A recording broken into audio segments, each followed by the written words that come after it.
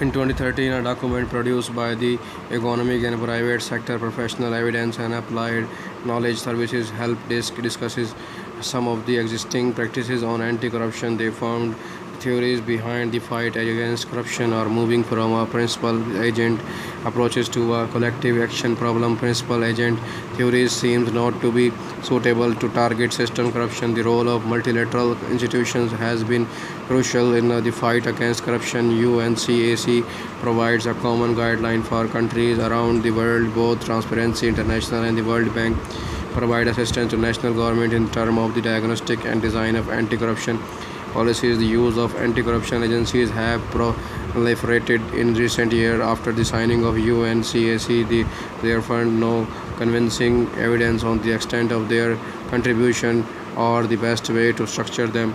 Traditionally, anti-corruption policies have been based on success, experience, and a common sense. In recent years, there has been an effort to provide a more systematic evaluation of the effectiveness of anti-corruption policies. The fund that this literature is still in its infancy. Anti-corruption policies that may be in general recommended to the developing countries may not be suitable for post-conflict countries. Anti-corruption policies in a fragile states have to be carefully tailored. Anti-corruption policies can improve the businesses and environment. There is evidence that lower corruption may facilitate doing businesses and improve firm productivity. Rwanda in the last decades has made tremendous progress in improving governance and the businesses environment, providing a model to follow for the post-conflict countries. In popular culture, in some countries, people travel into corruption hotspots or a specialist tour company takes them on corruption cities tour. As it is the case in the Prague corruption tour have also occurred in Chicago and Mexico City. Films about the corruption include Runaway Jury, The Firm, Seriana, and The Constant Gardener, and The All President's Man. Legal corruption. Through corruption is often viewed as illegal, or a concept of legal corruption has been described by the Daniel Kaufman and Pedro Vicente. It might be termed as a process which are corrupt but are protected by a legal that is specifically permitted or at least not proscribed by law framework.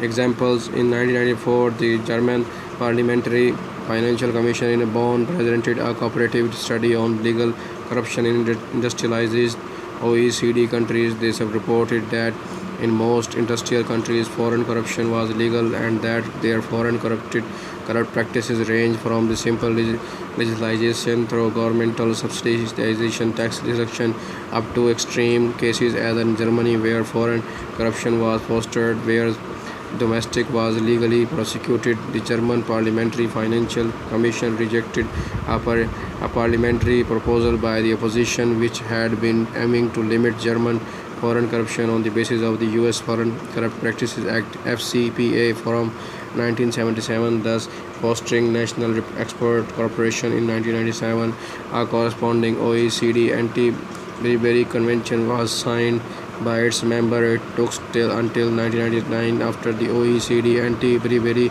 convention came into force, that Germany withdrew the legalization of the foreign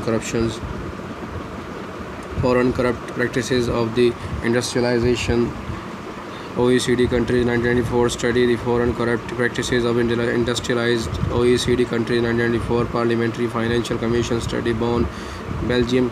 Bribery payments are generally tax deductible as a business's expenses if the name and address of the beneficiaries is disclosed under the following conditions. Kickback in the connections with the exports abroad are permitted for deduction even without proof of the receiver.